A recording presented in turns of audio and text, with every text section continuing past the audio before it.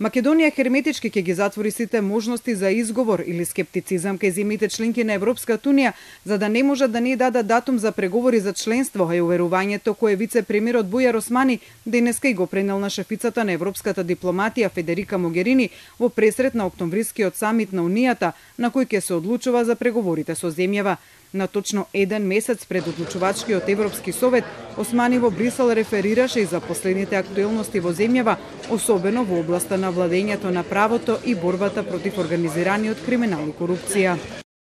Без разлика што не представува формален услов за одлуката во октомври, владењето на правото останува наш постојан бенчмарк за кој ве уверувам дека нема да има никакви отстапки, ниту од аспект на институционалната поставеност за борбата против криминалот и корупцијата, ниту по основ на континуираниот трек рекорд во спроведувањето на владењето на правото. Според Османи остануваат буквално 30 дена до големата одлука за старт на преговорите со Македонија, за која цел тој по Брисел ќе го посети Берлин, а потоа и Варшава. Одлуката за давање на зелено светло за датум за земјава во германскиот Бундестаг од јуни беше одложено за крајот на септември. Со иста цел, утре председателот на Европскиот совет Доналд Туск ќе разговара со председателот Стево Пендаровски и со премиерот Зоран Заев, но не во Брисел, туку во Скопје. Известно е дека Туск со Пендаровски и со Заев ќе разговара за она што од јуни до денес е постигнато во делот на реформите, пред се во испорачувањето на резултати во справување со високата корупција, која дел од земјите членки ја поставија како услов за давање зелено светло за преговори со Македонија.